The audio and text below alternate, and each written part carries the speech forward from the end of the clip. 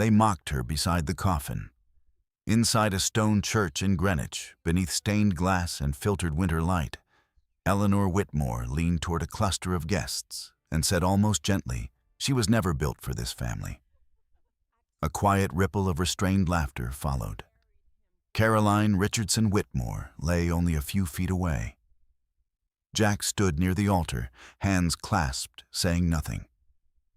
They spoke of her as if she had arrived empty-handed, as if she had contributed nothing, as if her life had been small. At the back of the church, a woman in a black suit watched in silence, a leather portfolio resting against her side. They were grieving the wrong woman, and they were laughing at the wrong inheritance. If you believe dignity doesn't need to be loud to be powerful, stay with this story until the very end. Before we continue, tell me where you're watching from and what your local time is right now. Stories like this travel far, but justice always lands somewhere real. And if you value quiet strength and consequences that unfold the right way, not the loud way, consider subscribing. Some truths take time. This one is worth it. Caroline Richardson Whitmore had mastered the art of being underestimated long before she married into the Whitmore family. She was 34 years old, composed without effort, and deliberate in ways most people mistook for passivity. In truth, she simply preferred observation to performance. She listened fully.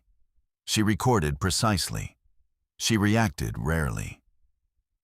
Every evening after work, she wrote in a dark brown leather notebook she kept inside the top drawer of her desk. Dates, times, exact phrases.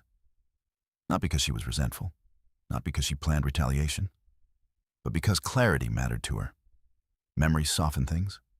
Ink did not. Jack Whitmore had once admired that about her. They met in Chicago at a corporate finance conference, she representing a mid-sized auditing firm, he presenting on behalf of Whitmore Development Group, one of Boston's most established real estate investment companies. He had been drawn to her stillness in a room full of self-promotion.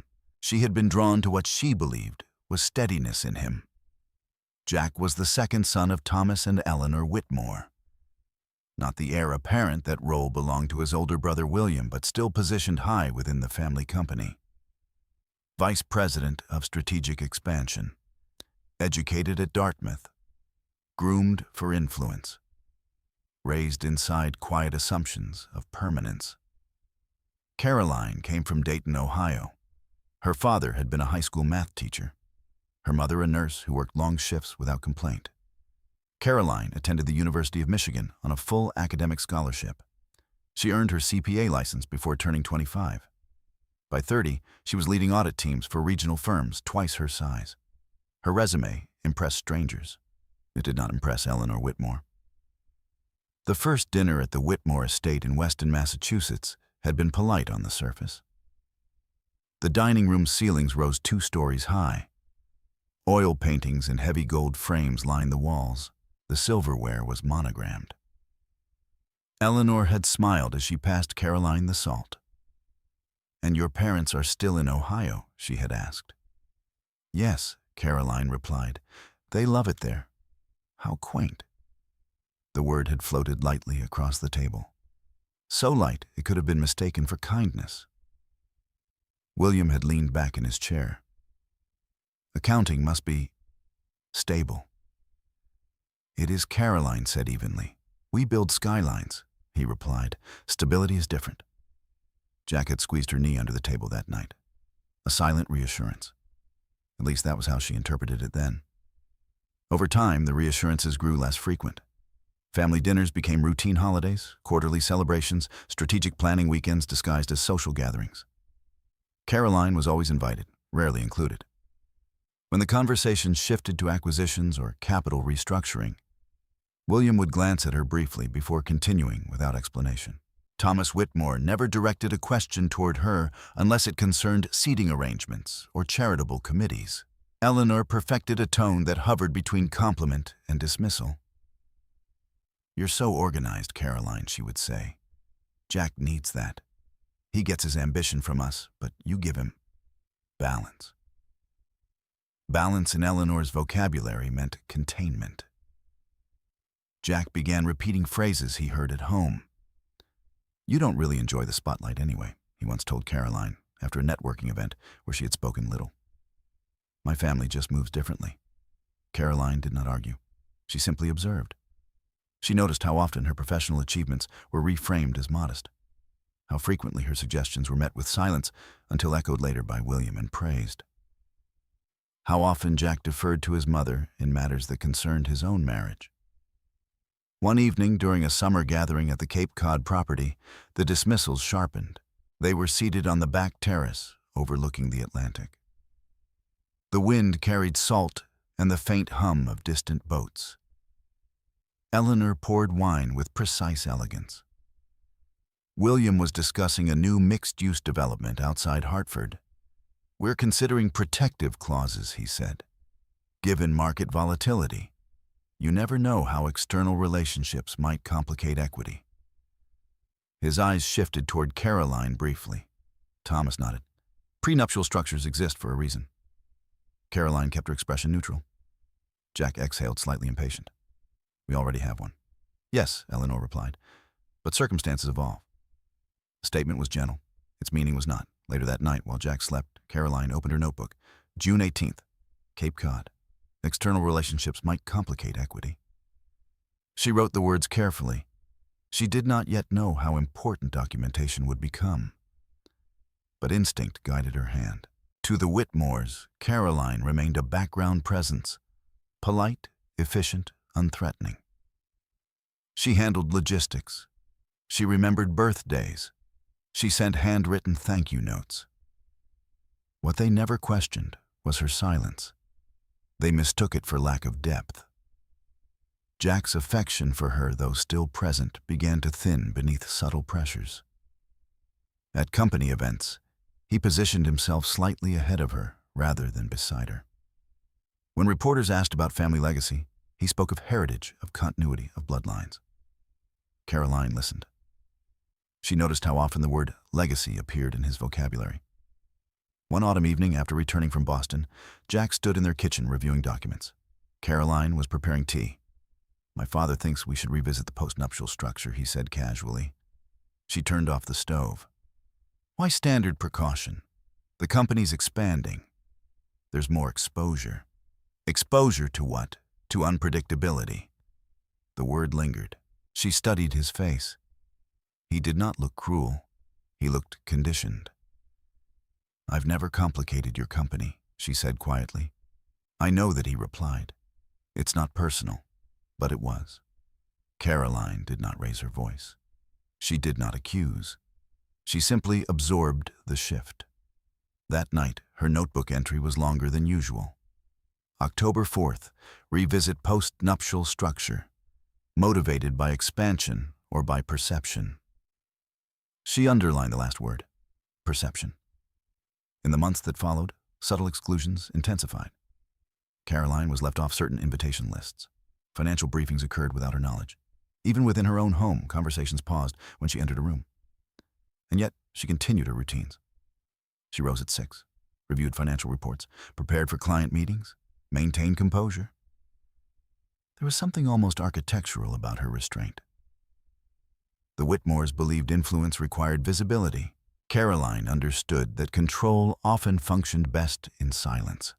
What none of them knew, what Jack never suspected as he signed internal expansion contracts, was that her evenings sometimes included reviewing documents far larger than Whitmore Development Group.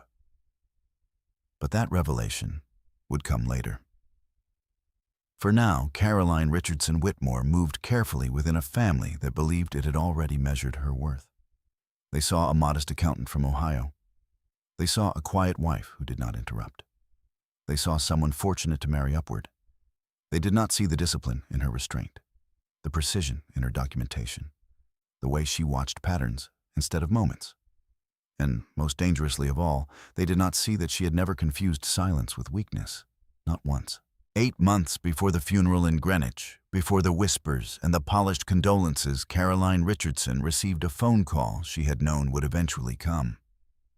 It arrived on a Tuesday at 7:42 a.m., just as she was reviewing quarterly reconciliation reports in her office in downtown Chicago. The caller ID displayed a New York number. She let it ring twice before answering. Miss Richardson, the woman on the other end, said, voice calm and professionally measured. "This is Victoria Langston from Langston and Hale. I'm calling regarding the estate of Edward Richardson." Caroline closed her office door before responding. Edward Richardson was her grandfather. Publicly, he was known as the founder and majority shareholder of Richardson Global Logistics, an international shipping and infrastructure company that had grown from a modest freight operation in Newark into a multinational force with ports, distribution corridors, and government contracts across 3 continents. Privately, he had been distant. Caroline's mother had severed ties with him years earlier after disagreements over control expectations and pride. Caroline saw her grandfather only a handful of times as a child, each visit formal, each conversation more observation than affection. But Edward Richardson had watched. He watched academic transcripts, internship placements, career decisions, quietly. When he passed away from complications related to pneumonia, the financial press focused on the company's board transition and stock projections. They did not speculate on personal heirs. There had been no public announcement regarding his controlling shares. Victoria Langston's tone on the phone remained steady. "The will has been through probate. There are conditions attached. I would prefer to discuss them in person." Caroline did not ask how much. She asked. When 2 days later, she sat in a private conference room overlooking the Hudson River. Victoria Langston was in her mid-40s, precise in posture, understated in dress. No unnecessary jewelry, no wasted words. On the polished table in front of Caroline rested a folder nearly 2 inches thick. "Your grandfather amended his will 3 years ago," Victoria began. "You are the sole beneficiary of his 51% controlling stake in Richardson Global Logistics." The air did not shift. Caroline did not gasp. She folded her hands. "What is the valuation?" she asked. "Conservatively, $500 million. Liquid assets and equity combined." Victoria watched her carefully, perhaps expecting a tremor of visible recalibration. Caroline simply nodded once. "And the conditions?" Victoria allowed the faintest flicker of approval. "For 12 months following probate finalization, your ownership must remain confidential. You will not publicly disclose your position as majority shareholder. You will not transfer or delegate controlling authority. Operational oversight will remain with the existing board, but final voting rights rest with you." Caroline absorbed this. "Why the confidentiality? Your grandfather believed public knowledge would alter how people behave around you." A quiet irony hovered in the room. Caroline considered her life in Boston, her dinners at the Whitmore estate, the careful tone her mother-in-law used when discussing legacy.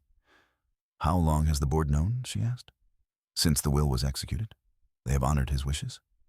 And my husband Victoria's gaze sharpened slightly. "The clause is explicit. No disclosure to spouses during the 12-month confidentiality period." Silence stretched between them. Caroline did not hesitate long. "I'll comply." Victoria slid a non-disclosure agreement across the table. "Once signed, you assume fiduciary responsibility. You will receive weekly financial reports and quarterly strategic briefings. You may intervene if necessary." Caroline signed, without flourish. The pen did not tremble. Over the following weeks, encrypted financial statements began arriving in her private email account. Port acquisitions in Southeast Asia, infrastructure partnerships along the Gulf Coast, government logistics contracts pending renewal. The scale of it dwarfed Whitmore Development. She did not compare them in bitterness. She compared them in fact. Richardson Global was not speculative real estate. It was supply chains, shipping corridors, military infrastructure support, hard logistics, steady, strategic, unsentimental. Each evening after her work for the auditing firm concluded, Caroline opened 2 laptops at her desk at home.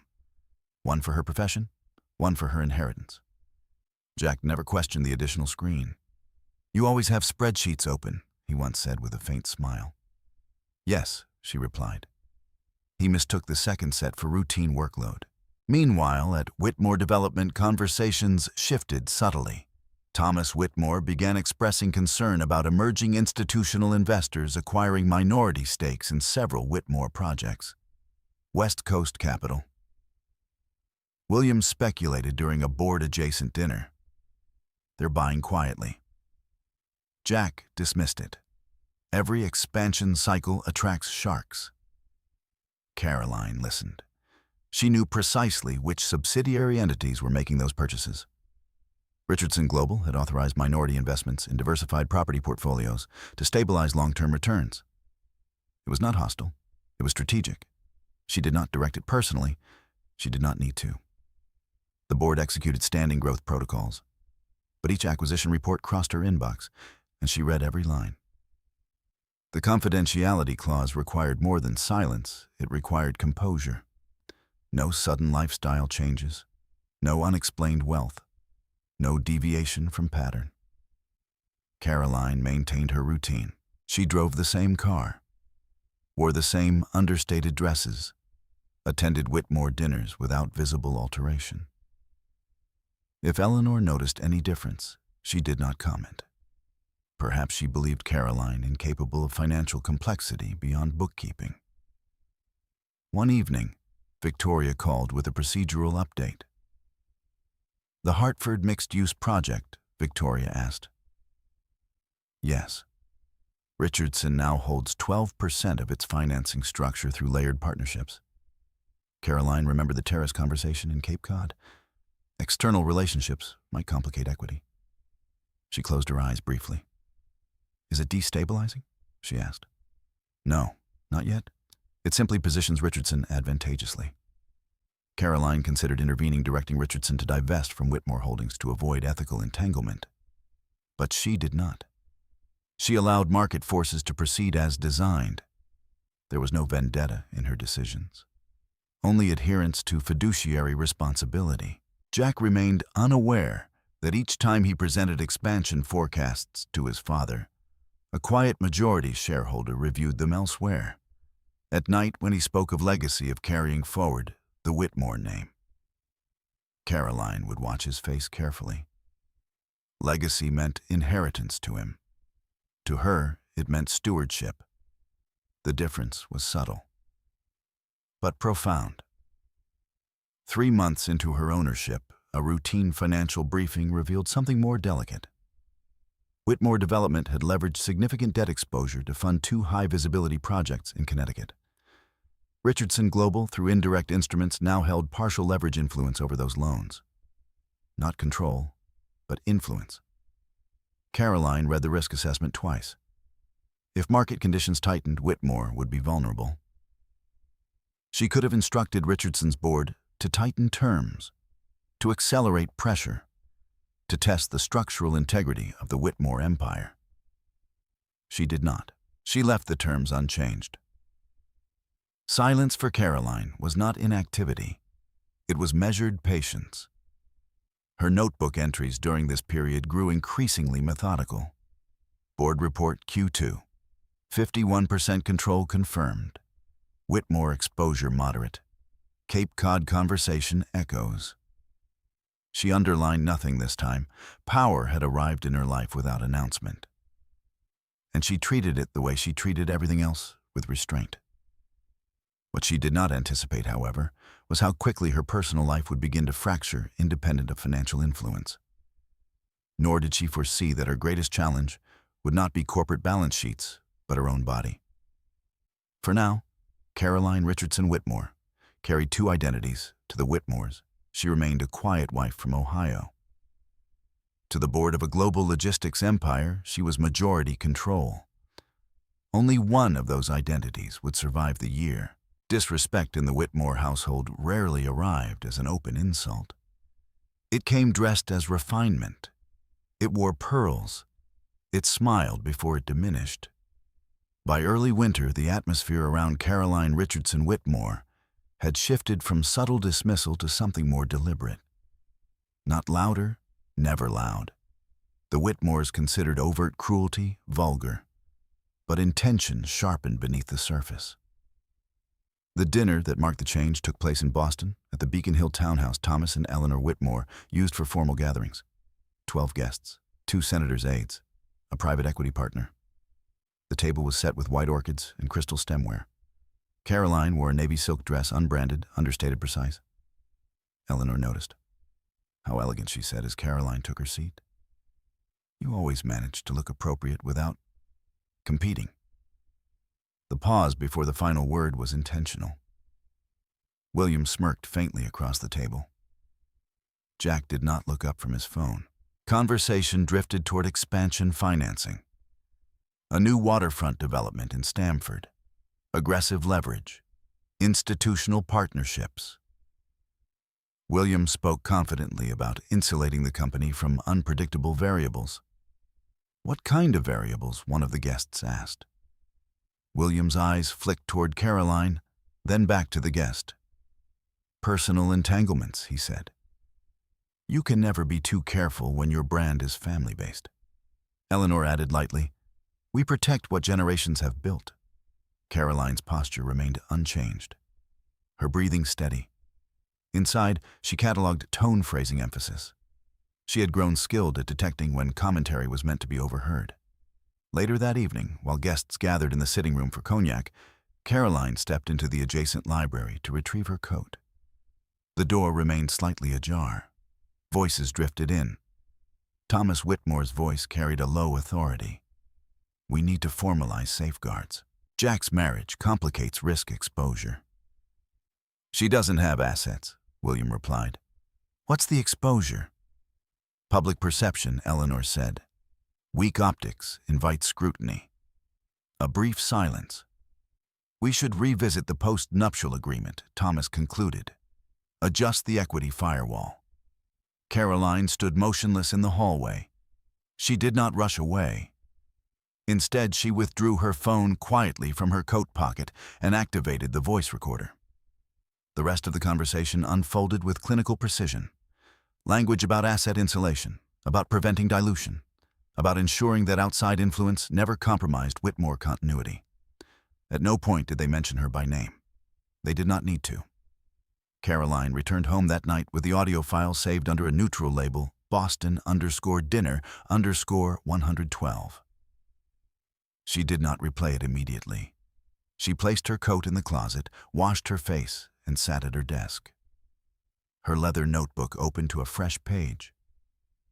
December 12th, Beacon Hill. Marriage complicates risk exposure. Post-nuptial revision discussed. She wrote without emotion. Upstairs, Jack prepared for bed. Did you enjoy tonight? He asked casually when she joined him. It was productive, she replied. He studied her for a moment, as if sensing something withheld.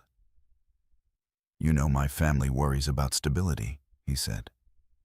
It's not personal. Caroline looked at him evenly. Stability for whom? He hesitated. For the company. And the company, she said softly, is more fragile than your marriage. Jack frowned, discomfort flickering across his features. It's just structure, legal precaution. She nodded. She did not argue.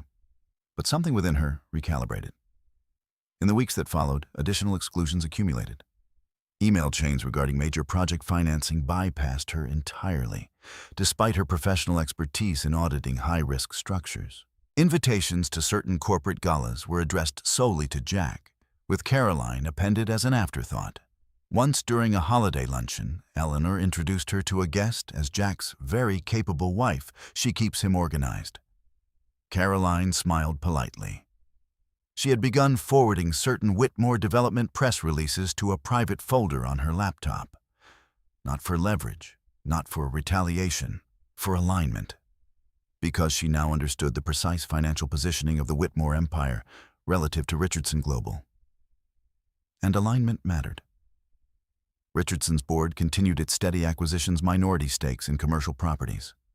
Infrastructure bonds tied to East Coast logistics corridors. A measured, almost invisible presence in financial layers surrounding Whitmore's most ambitious projects. None of it was targeted. But all of it intersected. One evening, Victoria Langston requested a private call. There's an emerging exposure in Whitmore Development's Connecticut portfolio, Victoria said. High leverage. If interest rates fluctuate, refinancing will tighten. Caroline reviewed the report in silence. "And Richardson's position?" she asked. "Indirect leverage influence through structured debt instruments. Are we overextended? No. We're insulated." Caroline closed the file slowly. She thought of Thomas's voice in the Beacon Hill Library. Marriage complicates risk exposure. The irony did not escape her. Meanwhile, tension inside her marriage grew less subtle. Jack began traveling more frequently. Late meetings, investor dinners, strategic retreats. Once, while sorting laundry, Caroline found a receipt for a Manhattan restaurant on a night he claimed to be in Hartford. She did not confront him. Instead, she entered the date into her notebook, January 7th. Discrepancy in travel narrative. Documentation was not accusation. It was preservation of clarity. The breaking point, however, arrived unexpectedly. It was late January. Snow lined the streets outside their Boston condo.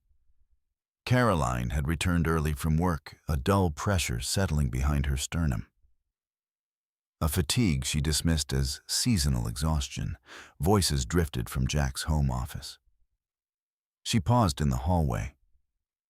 Jack was on speakerphone. "We can't have her anywhere near sensitive negotiations," William was saying. "She doesn't even understand scale," Jack replied, irritation evident. "She's good at numbers, but this isn't accounting. It's legacy positioning." Caroline felt something inside her grow very still. She doesn't fit the long-term optics. Eleanor's voice joined the call. "We need cohesion," Jack exhaled sharply. "I'll handle it." Caroline reached into her coat pocket again. Another recording began. No raised voices, no explicit cruelty, just clinical dismissal. She stood there long enough to hear her own value reduced to inconvenience. When the call ended, she stepped into the office. Jack looked startled. "I didn't know you were home." "I just arrived," she said calmly. He searched her face. "You heard enough?" He rubbed his temples. "Caroline, this is complicated." "Yes," she replied quietly. "It is." He waited for anger. It did not come. Instead, she walked past him, placed her phone on the desk, and left the room. Later that night, alone at her desk, she transferred both audio files to an encrypted external drive. Boston_dinner_112. Office_call_129. Her notebook entry that evening contained only one line. Not all risk is financial. Outside, snow fell in steady silence. Inside, their marriage fracture lines deepened. And far beyond, the Whitmore household quarterly reports continued to move across Caroline's second laptop reports that confirmed something neither Eleanor nor Thomas had calculated correctly. The most dangerous variable in their structure was not Caroline's lack of assets. It was their assumption that she had none. But for now, she remained quiet. And the Whitmores remained confident. Neither understood how thin confidence becomes when built on incomplete information. The first time Caroline collapsed, it was not dramatic. There was no cinematic fall, no shattered glass, no witness gasping in horror. She was standing in a conference room in Chicago, mid-sentence, explaining a revenue variance to a client, when the room tilted not violently, but subtly like a ship adjusting course. Her voice thinned. The fluorescent lights above her blurred into white streaks. She placed one hand on the edge of the table. "Excuse me," she said, steady out of habit. Then the floor met her. When she opened her eyes, she was in the back of an ambulance. A paramedic's face hovered above her with professional calm. "Can you tell me your name?" "Caroline Richardson," she answered automatically. "Any history of heart issues? No." But something in her chest felt unfamiliar, tight, irregular, as if her heartbeat were skipping steps in a pattern she could not predict. At Northwestern Memorial Hospital, the tests began. EKG, echocardiogram, blood panels, hours of sterile ceilings and distant footsteps.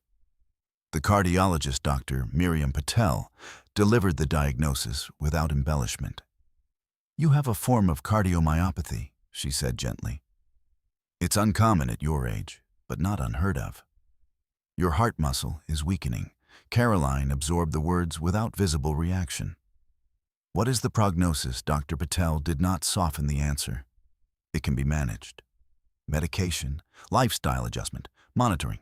But there is elevated risk arrhythmia, heart failure, sudden cardiac events. Sudden, Caroline repeated. Yes. The words settled heavily. Caroline asked practical questions, treatment options, monitoring frequency, statistical survival rates. She wrote nothing down. She did not need to. When she left the hospital that evening, Chicago's winter air felt sharper against her lungs. She stood on the sidewalk for a moment before calling Jack. I fainted, she told him. A pause. Are you okay? He asked, concern immediate but distant, like someone reacting to a headline rather than a headline becoming personal. I'm stable. They're running tests. I can catch a flight, he said. No, I'll be home tomorrow. He accepted that answer quickly. Back in Boston, she shared the diagnosis in their kitchen. Jack leaned against the counter, absorbing it with visible discomfort. Cardiomyopathy, he repeated. Is that serious? It can be. Can be. He frowned. So it's not definite. It's progressive, she replied evenly, but manageable, for now. He exhaled relief, flickering too soon. You're healthy otherwise, he said. You've always been healthy. Health, Caroline thought, was not a negotiation. Over the following weeks, she began medication. Sodium restrictions, reduced travel. Dr. Patel insisted on regular monitoring. Jack tried at first to adjust. He attended one follow-up appointment. He asked about exercise limits. But the rhythm of Whitmore development did not slow. Expansion meetings intensified. A major refinancing window approached. Pressure mounted within the company. At a family dinner in February, Eleanor noticed Caroline declining wine. Still recovering from that fainting spell, she asked lightly. It wasn't a fainting spell, Caroline replied. It's a heart condition. Eleanor's brows lifted briefly. How inconvenient, she murmured. Stress is terrible for the body. William added, you should avoid strain. Caroline met his gaze calmly. I intend to. But stress was not something she could remove from her environment like an object. It lived in glances, in omissions, in subtle recalculations of her value. That night, another conversation unfolded in the Whitmore library, this time, without her needing to record it. She already understood its direction. We need to accelerate the post-nuptial revision, Thomas said. If her condition deteriorates, complications multiply. Multiply, how Jack asked, tension creeping into his voice. Medical liabilities, estate disputes, uncertainty. Caroline listened from the hallway once more. Her health had become a variable. Not a concern, a variable. Later in her study, she opened her second laptop and reviewed Richardson Global's most recent quarterly report. Revenue stable, debt exposure controlled. Connecticut investments performing within expected range. Her heart condition introduced a different kind of timeline. For the first time since inheriting her grandfather's empire, Caroline considered mortality not as abstraction, but as probability. The confidentiality clause still had 4 months remaining. If she died before the 12-month mark, ownership would transition according to a sealed secondary directive. Victoria Langston had explained it briefly during their initial meeting. In the event of your death within the confidentiality window, control transfers into a protected trust. Your designated instructions will be executed without public disclosure of the original inheritance timeline. Caroline had nodded at the time, more focused on fiduciary mechanics than on personal vulnerability. Now sitting alone with a faint ache beneath her ribs, she requested a meeting with Victoria. They met in New York again. You're considering revisions, Victoria observed after hearing the diagnosis. Yes. To your will? Yes. Victoria's tone remained steady. You understand that any amendments must not violate the confidentiality agreement. I won't, Caroline replied. She outlined her intentions carefully. Establish a philanthropic entity, the Richardson Foundation. Focus areas, education access infrastructure grants for underserved communities, logistics scholarships. Explicit exclusion of Whitmore family members from direct or indirect benefit. Conditional release of documented materials if estate challenges arose. Victoria listened without interruption. Are you anticipating a challenge? She asked. I anticipate behavior consistent with pattern, Caroline said calmly. There was no bitterness in her voice, only clarity. Back in Boston, Caroline began organizing her documentation with greater precision. Audio files labeled and encrypted, email threads archived, financial statements cross-referenced, not as ammunition, as evidence. Her health fluctuated unpredictably. Some mornings she woke with manageable fatigue. Others, her pulse felt irregular, like a drum beat slightly out of sync. Jack's patience thinned as restrictions increased. "You can't avoid everything," he said one evening, when she declined attending a high-profile investor gala. "Optics matter. My cardiologist disagrees," she replied. He ran a hand through his hair. "My family's already questioning stability." She studied him quietly. "Is my heart inconvenient to your optics?" He looked away. The answer, though unspoken, settled between them. That night she wrote a single sentence in her notebook: "Illness reveals hierarchy." Her body was weakening. Her resolve was not.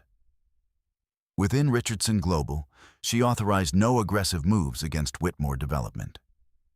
She maintained neutral positioning, market-driven, no hostility. She refused to let personal fracture dictate corporate conduct. But she did ensure that the Richardson Foundation paperwork advanced efficiently. Draft bylaws, board nominations independent of Whitmore influence, escrow instructions prepared in sealed documentation. She scheduled one final full cardiac evaluation for late March. Dr. Patel adjusted her medication again.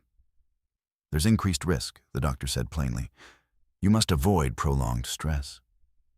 Caroline almost smiled at the impossibility. Avoiding stress inside the Whitmore ecosystem would require absence.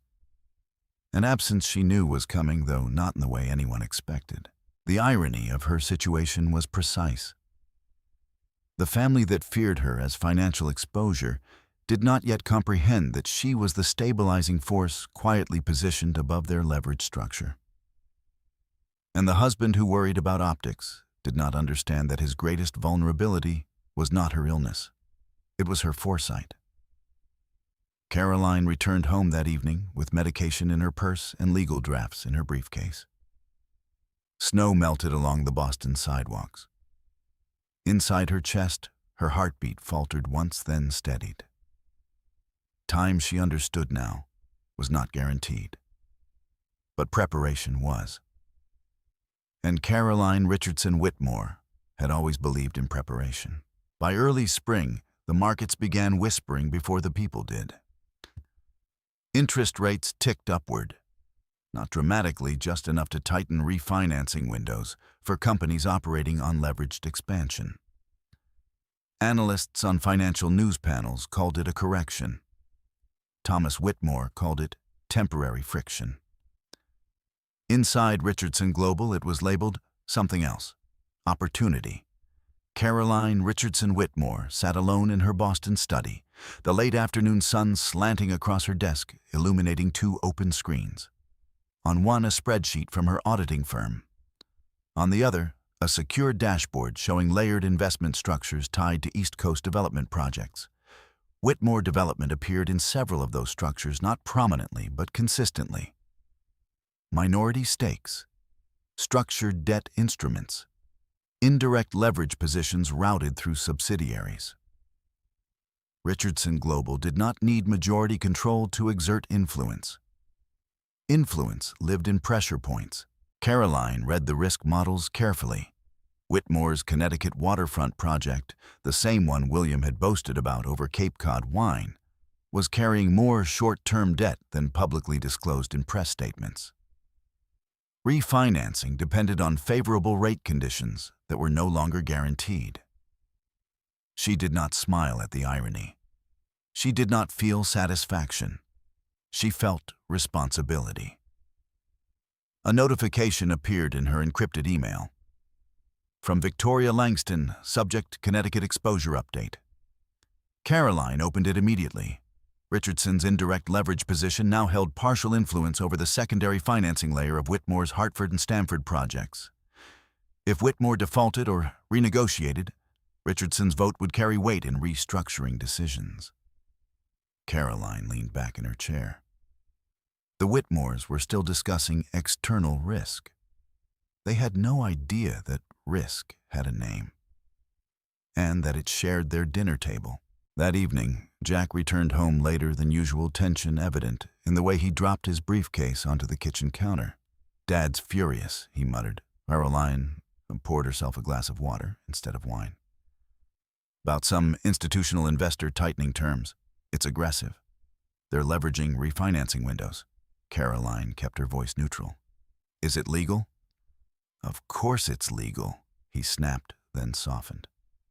"Sorry, it's just strategic pressure." Strategic pressure? She had learned that phrase in corporate law briefings. "It's business," she said quietly. Jack rubbed his face. "It feels personal." Caroline studied him. "It usually does," she replied. He did not understand the layers in that statement. The following week, Thomas Whitmore called an emergency strategy session at the Weston estate. Caroline attended, though no one had explicitly invited her to participate. She sat at the far end of the long conference table as Thomas outlined the refinancing concerns. "We're exposed in 2 corridors," he said, "Connecticut waterfront and Hartford redevelopment. Minority stakeholders are flexing influence." William interjected, "They're positioning for board leverage." Eleanor watched silently, hands folded. Jack spoke next. "We can outlast them." Thomas shook his head. "Not if rates continue climbing." Caroline's eyes moved slowly across the printed financial summary in front of her. The numbers were familiar. She had reviewed their mirrored counterparts on Richardson's dashboard the night before. The irony was almost architectural. The Whitmores were attempting to strategize against a shadow, and the shadow was her inheritance. "Who are they?" William demanded. "Which firm layered partnerships?" Thomas replied tightly, "West Coast backing, possibly New York capital." Caroline did not correct him. Richardson Global's headquarters were in New York, but its capital footprint stretched far beyond. Silence thickened in the room. Finally, Eleanor spoke. "We must protect legacy. No vulnerabilities, no distractions." Her gaze flickered briefly toward Caroline. The implication hovered. Caroline folded her hands neatly in her lap. She had no intention of interfering with Richardson's investment strategies. The board operated independently within established parameters. The acquisitions had not targeted Whitmore out of malice. They followed profitability models. But Caroline also understood something the Whitmores did not. Richardson's capital reserves could withstand prolonged negotiation. Whitmore's debt structure could not. That night alone in her study, Caroline initiated a secure video call with Victoria. "I need clarity," she said. If Whitmore approaches restructuring what is Richardson's formal position, Victoria adjusted her glasses slightly. "Richardson will prioritize stability and return. If Whitmore proposes equitable refinancing, cooperation is possible. If they resist or default, we're positioned to gain controlling influence." Controlling Caroline. Repeated softly, "Yes." Caroline's heart fluttered briefly, an irregular rhythm she had grown accustomed to ignoring. "Do nothing prematurely," she instructed. "No acceleration, no predatory moves." Victoria regarded her carefully. "You're maintaining neutrality? I'm maintaining integrity." There was no hesitation in her voice. After the call ended, Caroline opened her leather notebook. April 3rd. Market correction intersects with Whitmore exposure. Richardson influence confirmed. No intervention. She paused before adding one final line. "Silence does not mean absence." Meanwhile, tension inside her marriage sharpened. Jack began sleeping in his office some nights, claiming early conference calls. His phone vibrated frequently with messages he no longer tried to conceal discreetly. One evening, as he showered, Caroline's phone lit up with a notification from an unfamiliar number accidentally forwarded from Jack's synced device. A message preview appeared last night, was easier without the wait. Caroline did not scroll further. She placed the phone face down. Infidelity, she realized, was not an explosion. It was erosion, another stress variable. Her cardiologist's warning echoed faintly in memory. Avoid prolonged stress. She smiled faintly at the impossibility. At the next Whitmore family dinner, William's frustration spilled closer to the surface. "These investors are circling," he said sharply. "They're tightening credit lines deliberately." Thomas added, "If they think we'll panic, they miscalculated." Eleanor glanced toward Caroline again. "We cannot afford weakness." Caroline met her gaze steadily. "You shouldn't," she agreed softly. The room quieted. There was something in her tone, not defiant, not submissive, that unsettled Eleanor for a brief second. But it passed. They still believed she occupied the smallest position at the table. That belief was their most expensive assumption. Later that night, Caroline's heartbeat stumbled again, stronger this time. She gripped the edge of her desk until it steadied. Her body was signaling limits. Time was narrowing. But her documentation was complete. Her foundation paperwork nearly finalized. Her legal structures aligned. If she survived the next year, she would reassess everything, including her marriage. If she did not, everything would unfold precisely as written. Richardson Global continued its acquisitions quietly. Whitmore Development continued its public optimism. Between them stood a woman neither side fully saw. One empire expanding, one empire leveraged. And Caroline Richardson Whitmore, silent majority shareholder, underestimated wife, patient observer, sitting at the intersection of both. The Whitmores believed they were battling unseen investors. They were not wrong. They were simply looking in the wrong direction. Fractures rarely announce themselves with sound. They begin as hairline separations, small enough to ignore, thin enough to deny. By the time they are visible, the structure has already weakened. By late April, Caroline Richardson Whitmore understood that her marriage had shifted from strain to structural instability. Jack no longer attempted to conceal his distance. It lived in his posture, in the way he checked his phone mid-conversation, in how quickly irritation surfaced when she asked simple questions about his schedule. He had always been ambitious. Now, he was restless. One evening, as Caroline prepared a light dinner she barely intended to eat, Jack entered the kitchen already mid-call. "Yes, I'll see you there," he said into his phone voice lower than usual. "No, she won't be attending." A pause, a faint laugh. Caroline set the knife down carefully. When he ended the call, he did not meet her eyes. "Investor dinner," he said. "Last minute." "Of course," she replied. He hesitated briefly. "It's better this way.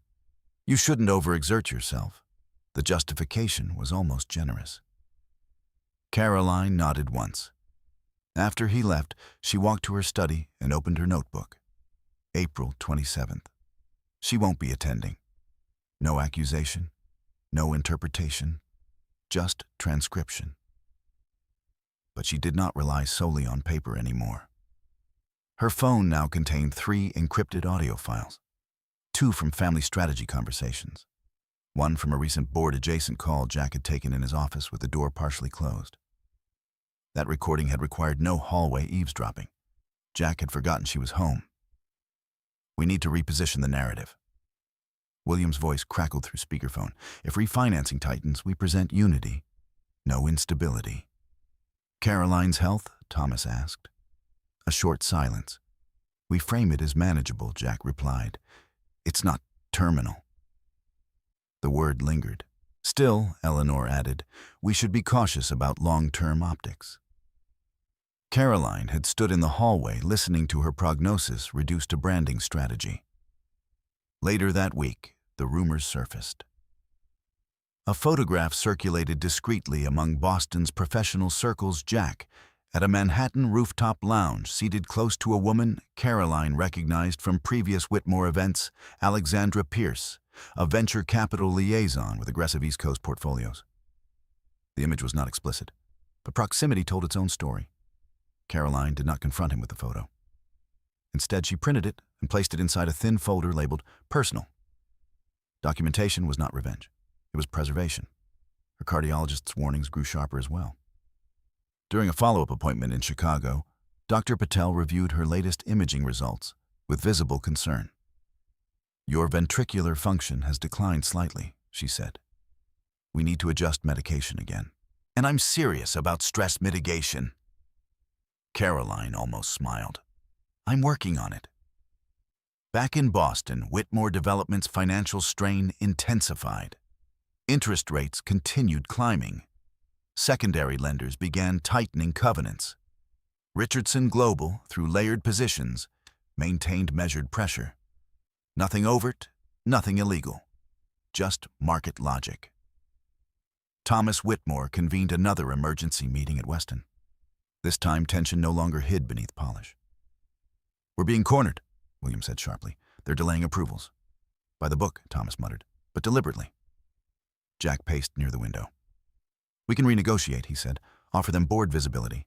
Board visibility is influence, Eleanor countered. We don't surrender that. Caroline sat quietly at the far end once more. She watched her husband's agitation carefully, watched the cracks in his certainty. He did not know that the institutional pressure he resented was authorized under her quiet majority control. He did not know that she could, with a single directive, alter the tone of negotiation. But she did not. She maintained neutrality. After the meeting ended, Eleanor approached her privately in the hallway. You've been very quiet lately, Eleanor observed. I've always been quiet, Caroline replied. Eleanor studied her more closely than usual. You must understand, she said softly, that our family's legacy depends on cohesion. We cannot afford unpredictability. Caroline held her gaze. I agree. There was something in her composure that unsettled Eleanor briefly, something unmovable. But Eleanor dismissed it. She always did. That night, Caroline returned home alone. Jack remained at Weston for additional strategy sessions. She sat at her desk, the room dim, except for the glow of her screens. Richardson Global's quarterly report confirmed stable performance. Cash reserves strong. Strategic acquisitions aligned. Whitmore Development's exposure, however, now bordered on fragile. If negotiations failed, Richardson could legally assume stronger oversight positions in key projects. Caroline Richardson closed her eyes briefly. This was not how she envisioned her inheritance intersecting with her marriage. Yet here they were. Her phone vibrated. A message from an unknown number appeared. I didn't know he was married like that. No signature, no elaboration. Caroline deleted the message without reply. Infidelity was not her primary fracture. Disrespect was. The following evening, Jack returned home past midnight. She was awake, seated in the living room. We need to talk, he said, immediately defensive before she spoke. About what she asked calmly. About perception. My family thinks. She raised a hand gently. Your family always thinks? He exhaled sharply. You don't understand the pressure I'm under. Caroline studied him for a long moment. Neither do you, she said quietly. He frowned. What does that mean? It means pressure doesn't excuse erosion. Silence stretched between them. For the first time, Jack looked uncertain. But uncertainty did not yet equal accountability. He went upstairs without further argument. Caroline remained seated long after. Her heartbeat fluttered again, stronger this time. She pressed a palm lightly against her chest until the rhythm steadied. In her study, she opened the folder labeled Foundation. The Richardson Foundation's incorporation papers were complete. Board trustees selected. Escrow instructions sealed. She added one additional clause that evening. In the event of contested estate proceedings, all recorded materials documenting internal Whitmore discussions shall be admissible. Not as humiliation, as evidence. The line between marriage and litigation had grown thin. By early May, Whitmore Development formally requested renegotiation talks with their largest minority stakeholders. Richardson Global would be at that table. Caroline would not attend physically, but her vote would carry weight. And Jack would sit across from representatives unaware that the silent woman at his dinner table held majority influence. Fractures, she realized, did not need to be loud to be irreversible. They only needed time. Time she might not have. But preparation, she did. As she closed her notebook that night, she wrote one final sentence. When respect dissolves, contracts remain. Outside, Boston's skyline shimmered against the dark. Inside, two empires edged closer to collision. And at the center stood a woman whose silence had been misread for far too long. By May, Caroline Richardson Whitmore no longer measured time in quarters. She measured it in heartbeats. Some arrived steady. Some stumbled without warning, forcing her to pause mid-step, mid-sentence, mid-thought. Her cardiologist had increased her medication twice. The side effects left her fatigued, occasionally dizzy, but lucid. Lucidity she valued more than comfort, because clarity was required now. Whitmore Development had formally entered renegotiation discussions with its largest minority stakeholders. Richardson Global, through structured subsidiaries, would participate in those talks. Caroline would not appear. Her identity remained sealed under the 12-month confidentiality clause. But her vote mattered, and so did her will. She scheduled another private meeting with Victoria Langston in New York, this time not in the glass conference room overlooking the Hudson, but in Victoria's smaller internal office, where conversations were less ceremonial. "You want finalization," Victoria said, reviewing the updated draft in front of her. "Yes." The Richardson Foundation documents lay neatly organized on the desk. Articles of incorporation, trustee appointments, asset transition directives. "Total allocation?" Victoria asked. "Full controlling shares," Caroline replied, "upon activation." Victoria lifted her eyes briefly. "You're certain?" "Yes." The clause excluding the Whitmore family from direct or indirect benefit was explicit. No discretionary distributions, no trustee overrides, no spousal claims beyond pre-existing contractual limitations. And one additional provision carefully phrased: if any party contests the estate or challenges the integrity of the will, recorded materials documenting internal discussions relevant to motive or conduct may be disclosed. Victoria tapped the paper lightly. "You're anticipating resistance. I'm anticipating behavior consistent with precedent," Caroline said calmly. There was no bitterness in her tone, only observation. "You understand," Victoria added, "that this will shift public narrative significantly." Caroline folded her hands. "Public narrative already exists. I simply prefer accuracy." Victoria nodded once. "Then we'll finalize and notarize today." When Caroline left the office, Manhattan felt loud in ways it never had before. Traffic, sirens, construction cranes cutting across the skyline. Legacy she thought was often built loudly. Stewardship rarely was. Back in Boston, Whitmore Development's renegotiation meetings intensified. Jack returned home each evening with tightened jaw and shorter patience. "They're stonewalling," he muttered one night, loosening his tie. "These institutional reps are impossible." "Impossible how?" Caroline asked. "They won't accelerate timelines. They won't ease covenants. They're calm. Too calm. Calm." Caroline recognized the tone. Richardson's negotiators were trained precisely that way, never hostile, never hurried. Strategic silence was their leverage. Jack poured himself a drink. "It's like they're waiting for something." Caroline met his eyes evenly. "Markets reward patience," she said softly. He shook his head. "Patience is expensive." "Yes," she agreed, "it is." The following week, Whitmore's internal tension surfaced publicly for the first time. A financial news outlet reported that refinancing discussions for the Connecticut waterfront project had been extended beyond expected deadlines. Speculation followed. Stock analysts began questioning liquidity buffers. Thomas Whitmore appeared briefly on a business channel to reassure investors. "Temporary adjustments," he said confidently. Whitmore Development remains structurally sound. Caroline watched the broadcast from her study. She did not feel triumph. She felt inevitability. Her health, however, did not mirror her composure. One afternoon, while reviewing Richardson's quarterly stability projections, a sudden surge of pain tightened across her chest, sharper than previous episodes. She gripped the edge of her desk as her pulse staggered. It passed within seconds, but it left something behind. Awareness that the timeline might compress further. That evening, she called Dr. Patel. You need to reduce stress exposure immediately, the doctor insisted. Your cardiac rhythm instability is increasing. I understand, Caroline said. You must prioritize rest. Rest required distance. Distance required decision. Later that night, she opened a new document on her laptop, titled Personal Letter.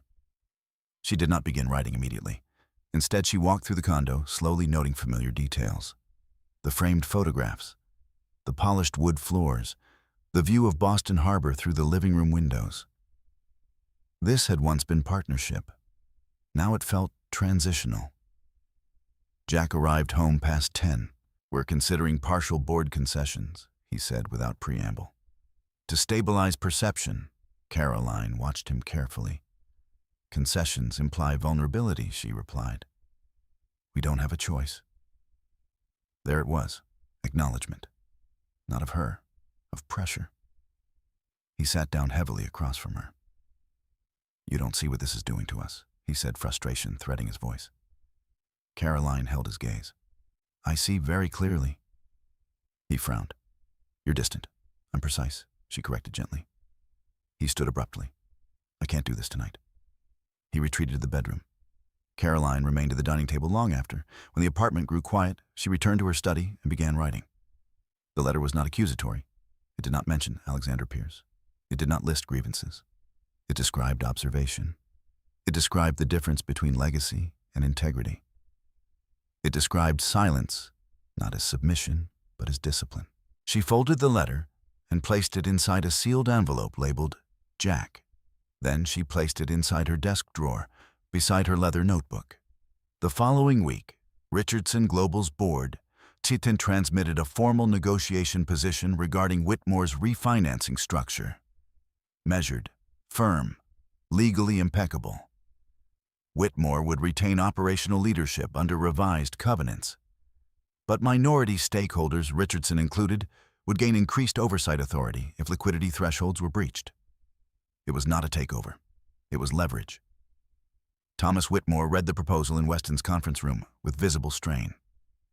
This is coordinated, he muttered. William slammed a hand against the table. They've been positioning for months, Jack said nothing. He stared at the numbers calculating exposure. Across the country, Caroline reviewed the mirrored document on her secure dashboard. She did not alter a single clause. That evening, Eleanor Whitmore requested a private meeting with Jack. Caroline was not invited, but she knew its tone. Later that night, Jack returned home colder than usual. My mother thinks. He began, then stopped. Thinks what Caroline asked. That instability attracts weakness. Caroline absorbed the phrasing. And what is weakness? She asked quietly. He did not answer, because somewhere beneath his frustration, doubt had begun forming. Doubt about markets, about leverage, about assumptions. Caroline felt another flutter in her chest, strong then fading. Time. She finalized the last digital signatures for the Richardson Foundation that week. Escrow instructions activated upon death certification. Encrypted archive of recordings designated for Victoria's custody. No theatrics, no spectacle, just procedure. On a quiet Sunday afternoon, sunlight spilling softly across her study floor, Caroline opened her notebook one final time for the week, May 21st. Foundation complete. Legal alignment secured. Negotiation phase stable. She paused, then added, if departure becomes necessary, integrity will remain intact. Outside, the harbor shimmered in muted light. Inside, two futures edged closer, one corporate, one personal. Jack still believed he was fighting anonymous investors. Eleanor still believed she could predict variables. William still believed control meant inheritance. None of them understood that the quiet woman they had measured and dismissed had already arranged the final architecture. And she was running out of time to see it unfold. The morning Caroline Richardson Whitmore died began without drama. There were no raised voices, no thunderstorm, no symbolic warning from the sky. Boston was clear and pale sunlight stretching thin across the harbor. The city moved in its usual rhythm, commuters' ferry horns, the distant hum of traffic threading through narrow streets. Caroline woke at 6:12 a.m. Her heart was already unsteady, not violently, not painfully, just irregular. A staccato rhythm beneath her ribs, as if something inside her had lost its timing. She lay still for a moment, counting. 1, 2, pause, 3, too quick, then slow again. She had learned not to panic. Panic accelerated everything. Jack was already awake, dressed in a navy suit, reviewing emails on his phone near the window. "You're up early," he said without looking at her. "I didn't sleep much," she replied. "Big day," he murmured. "Final refinancing call." She nodded. The irony did not require commentary. "Will you be home tonight?" she asked. "Late," he said. "We might need to stay aligned if they push." The unnamed institutional pressure tightening around Whitmore development. Caroline sat up slowly. A faint dizziness passed through her vision, then cleared. "I'll be here," she said. Jack crossed the room and kissed her forehead absently. "Try to rest," he added. He left at 7:03 a.m. The apartment grew quiet. Caroline moved through her morning routine carefully. Medication, water, a light breakfast she barely touched. At 8:17 a.m., she opened her study laptop and reviewed Richardson Global's dashboard. Negotiation call scheduled for 11:00 a.m. Whitmore representatives Thomas Whitmore, Jack Whitmore, external counsel. Richardson Representation Senior Strategy Director, legal oversight, silent majority, vote hers. She would not attend live. But the vote authorization required her digital confirmation before noon. At 9:05 a.m., her heart skipped again, harder this time. She paused, hand against the desk. The room seemed to tilt briefly. She breathed slowly, in through the nose, out through the mouth. The rhythm steadied. At 9:42 a.m., she finalized her vote authorization for Richardson's negotiation position. No acceleration, no hostility. Measured oversight, sent. Her phone buzzed at 10:14 a.m. Victoria Langston. "We're entering final discussion phase," Victoria said calmly. "Whitmore is requesting covenant flexibility?" "And our position?" Caroline asked. "Firm." A pause. "Are you stable?" Victoria added quietly. "Yes," Caroline replied. It was not entirely untrue. At 10:58 a.m., Caroline stood to refill her water glass. The pain arrived without warning, not sharp crushing. A pressure that folded inward, stealing breath mid-inhale. Her hand gripped the kitchen counter. The glass slipped from her fingers and shattered against the tile. She tried to call for help. No sound came. Her vision narrowed. She reached for her phone on the counter, but misjudged the distance. It slid to the floor. Her heart no longer stumbled. It convulsed. She collapsed beside the broken glass. At 11:06 a.m., Richardson's negotiation call continued without interruption. At 11:11 a.m., Whitmore Development agreed reluctantly to revised oversight terms. At 11:18 a.m., Caroline's neighbor, alerted by the sound of shattering glass and a thud, knocked on the apartment door. No response. At 11:26 a.m., emergency services forced entry. Paramedics worked quickly, efficiently. Defibrillator, chest compressions, measured commands. No revival. At 11:42 a.m., time of death was recorded. Cardiac arrest secondary to cardiomyopathy. Sudden. The word Dr. Patel had used months earlier. Sudden. Jack's phone rang at 11:57 a.m. mid-conversation with Thomas and legal counsel. He stepped into the hallway to answer. His expression shifted slowly as the paramedic spoke. "What do you mean?" he asked. Silence on the other end. He leaned against the wall. No, she was fine this morning. There it was again, fine. By 1:20 p.m., he stood in the hospital corridor, staring through a glass panel into a room that contained only stillness. Caroline lay beneath a white sheet, her face composed, as if resting between tasks. Jack's breathing grew uneven, not grief yet, but shock struggling to align with narrative. "She didn't tell me it was that serious," he muttered. Dr. Patel met his gaze steadily. "She did." The Whitmore family arrived in coordinated solemnity. Eleanor's expression was controlled. Thomas remained practical, already asking procedural questions. William hovered at a distance. "So sudden," Eleanor murmured. "Yes," Dr. Patel replied. "Cardiomyopathy can be unpredictable." Unpredictable. The word echoed strangely. Back at the condo, police documentation was brief. No signs of foul play. Medication bottles neatly arranged on the kitchen counter. A shattered glass swept aside. On Caroline's desk, 2 laptops remained open. One displaying Richardson Global's completed negotiation summary. The other, an unfinished draft document titled Personal Letter. Later that evening, Jack returned alone to the apartment. The silence felt larger than before. He stood in the study doorway, unsure what to do with stillness. Her leather notebook lay closed on the desk. He did not open it, not yet. Instead, he sat in her chair and stared at the harbor lights flickering in the distance. He replayed the morning in his mind. "You're up early. I didn't sleep much. Try to rest." The simplicity of it unsettled him. In Weston Thomas, Whitmore reviewed the newly signed refinancing terms. "We stabilized it," William said, attempting reassurance. Thomas nodded slowly. "At cost," he replied. Neither man yet understood how much cost remained uncalculated. That night, Victoria Langston received the official death certification. She read it without outward reaction. Then she opened the secure file labeled Activation Protocol. The 12-month confidentiality clause remained incomplete by 4 months. But the secondary directive was clear.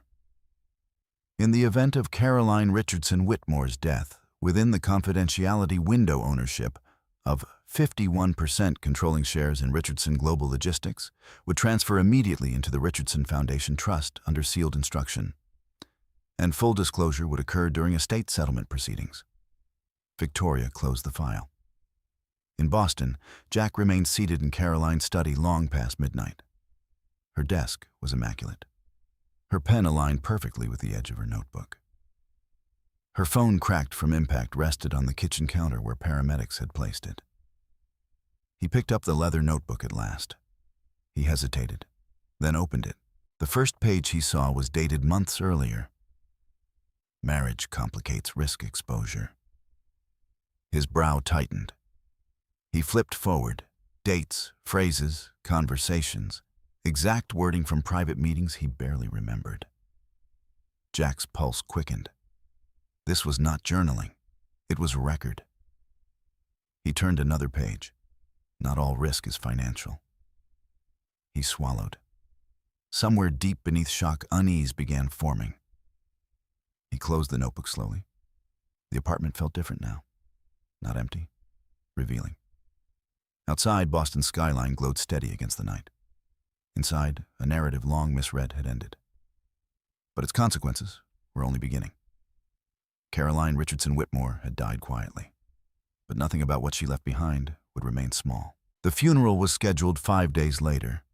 Greenwich, Connecticut. Eleanor Whitmore insisted on it. "It's appropriate," she said crisply. "It aligns with our circle." Caroline's parents, still in Dayton, Ohio, agreed to whatever arrangements were proposed. They arrived quietly, carrying grief without ornament. The church chosen for the service was old stone, its arched ceilings stretching upward in solemn symmetry. Stained glass filtered late morning light into muted colors across polished pews. Caroline lay in a closed casket. Eleanor had chosen that too. Dignity, she explained. The word fit conveniently. Guests began arriving an hour before the service. Business associates, extended relatives, industry acquaintances. Low murmurs filled the sanctuary, controlled sympathy, measured expressions. Jack stood near the front, greeting attendees with a stiffness that passed for composure. His eyes were shadowed but dry.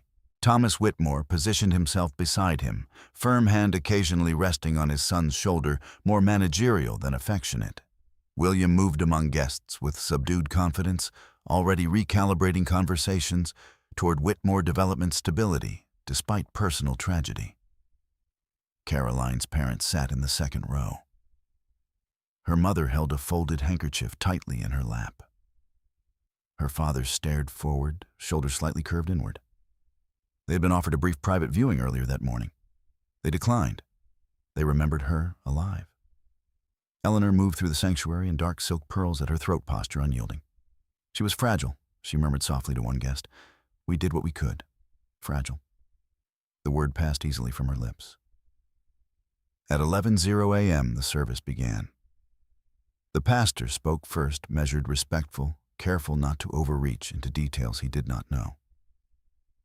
He described Caroline as gracious and reserved, a woman of quiet faith. Jack was invited to speak next.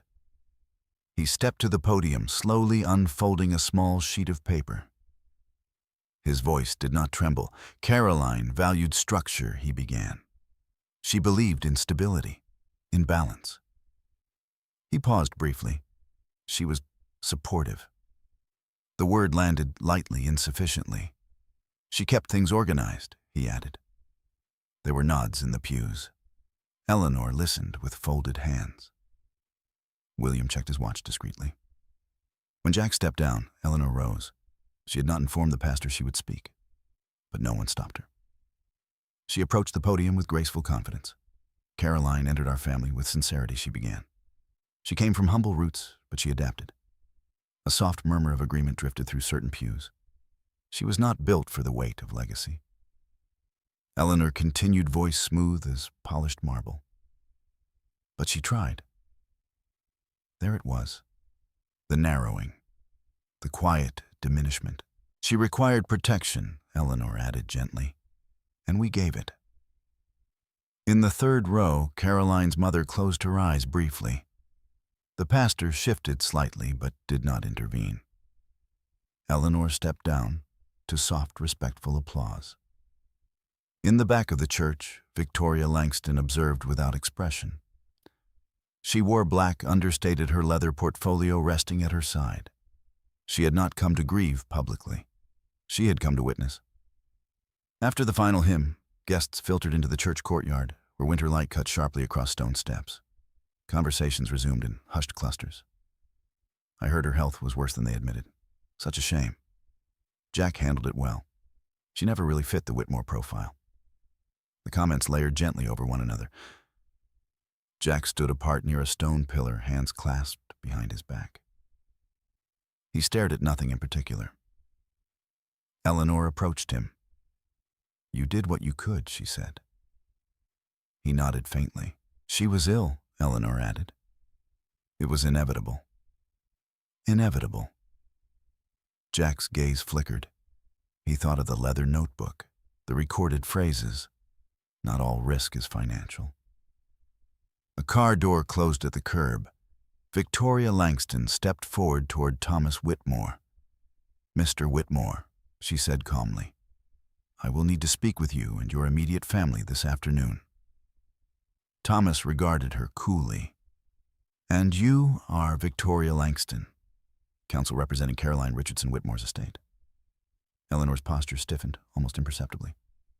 Estate matters can be handled routinely, Thomas replied. Our attorneys, this concerns controlling interests, Victoria said evenly.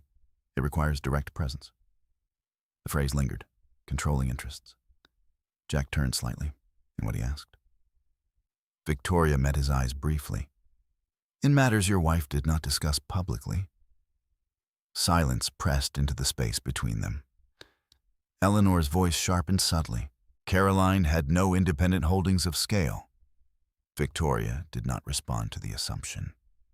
I've reserved a private conference room at the Greenwich Harbor Club at 3 o'clock, she said. Attendance is necessary. Then she stepped back. No theatrics, no elaboration, just instruction. As guests dispersed and black sedans pulled away from the curb, unease began threading through the Whitmore family in quiet strands. At the reception luncheon, William attempted levity. Probate is procedural, he said to Jack under his breath. Minor accounts, jewelry, personal effects. Jack did not answer. His mind replayed the pages of Caroline's notebook, exact quotes from private conversations, documented, recorded. Why at 2:45 p.m.? The Whitmores entered the reserved conference room overlooking Greenwich Harbor. Glass walls, polished table, neutral decor. Victoria Langston stood near the head of the table, documents neatly arranged before her. She waited until the door closed behind them. Thomas sat first, Eleanor beside him, William across. Jack remained standing for a moment before taking his seat. Victoria folded her hands calmly. "Thank you for coming," she began. Eleanor's voice cut in smoothly. "Let's proceed efficiently." Victoria inclined her head slightly. "Of course." She opened the leather portfolio. Inside were certified documents, bank statements, SEC filings, share transfer confirmations.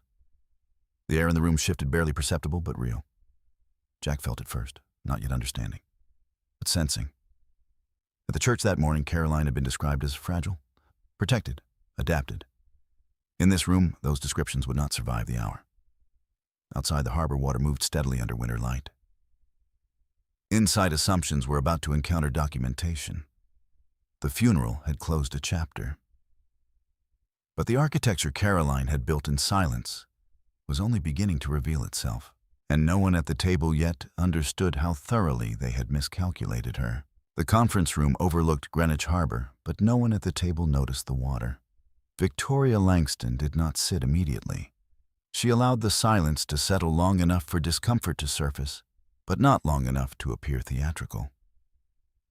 Thomas Whitmore broke it first. As I said earlier, he began, voice-controlled. Any estate matters can be coordinated between counsel. Victoria met his gaze evenly. "This is not a routine probate matter." Eleanor folded her gloved hands on the polished table, then clarify.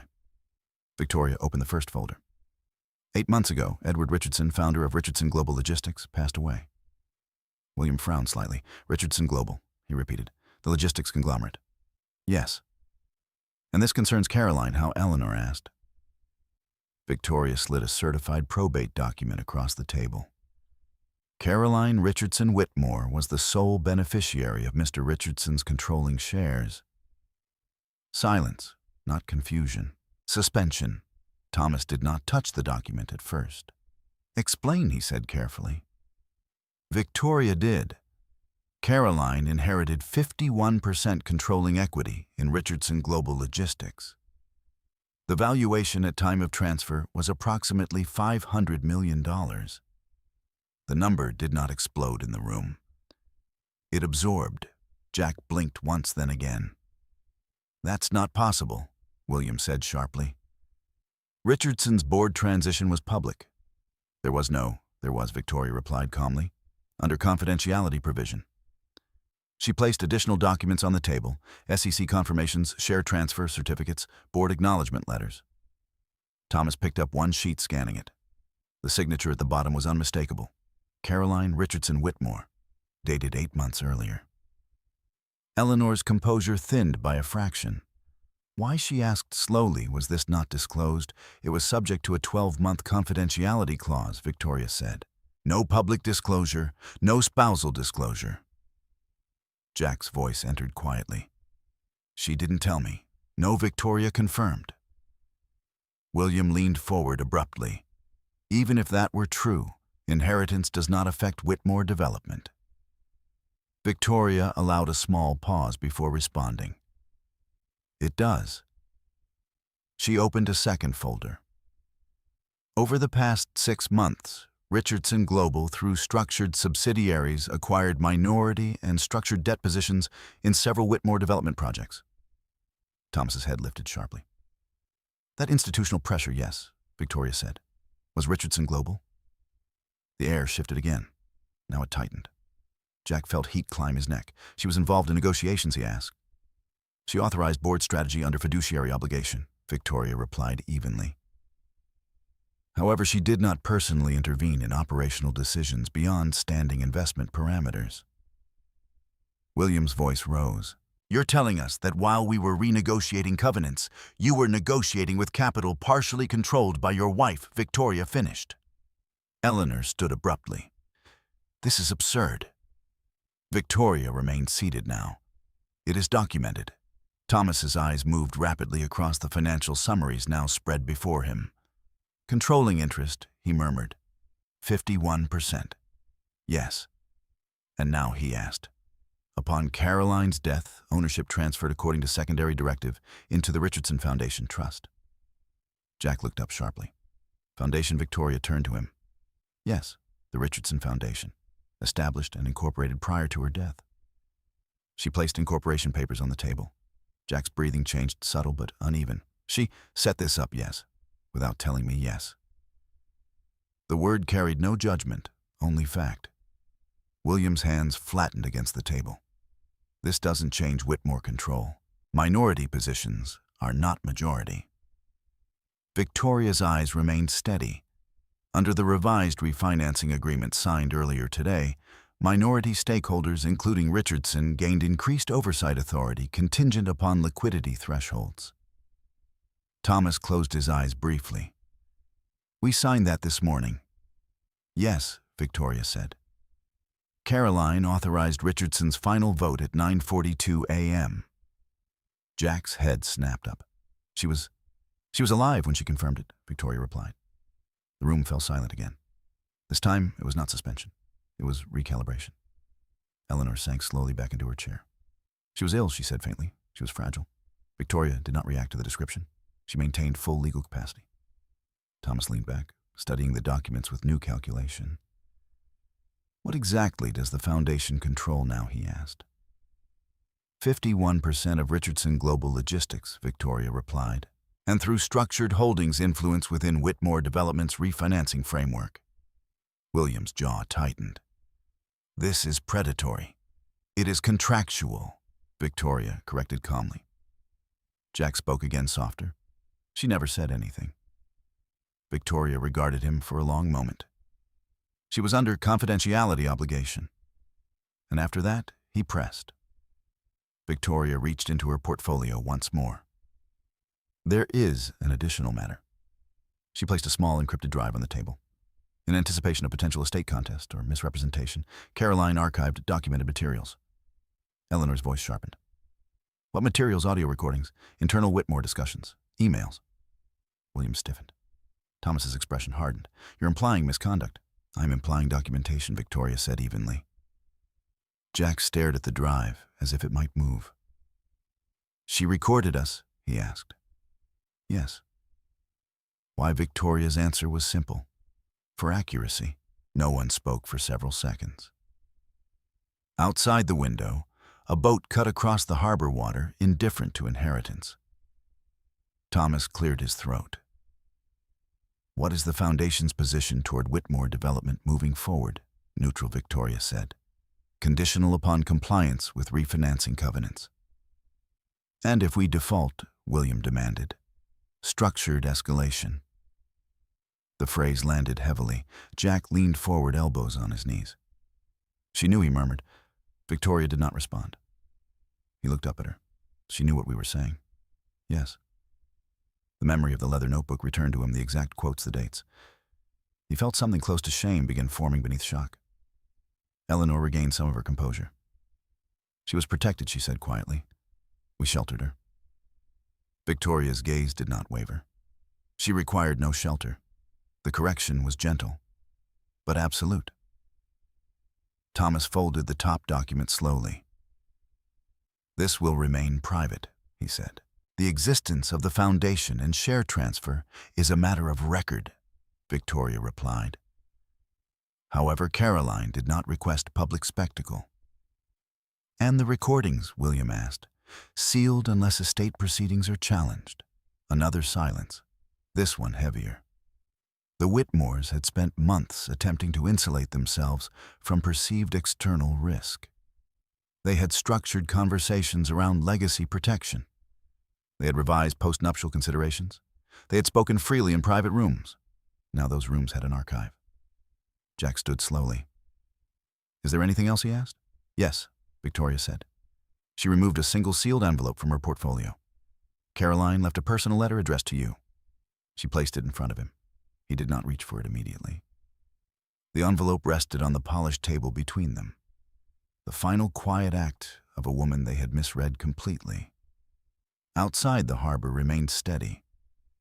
Inside, legacy had shifted, not through argument, not through humiliation, through documentation.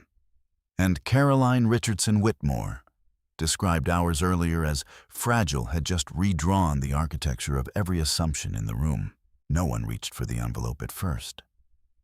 It lay on the polished conference table, cream-colored, unadorned, except for 2 words written in Caroline's precise handwriting, Jack.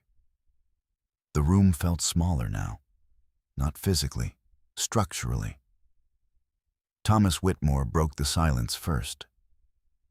"You're saying," he began slowly, eyes fixed on Victoria Langston, "that Richardson Global, under Caroline's control, has been strategically positioned inside our financing framework for months?" "Yes," Victoria replied. "And she authorized final covenant terms the morning she died." "Yes."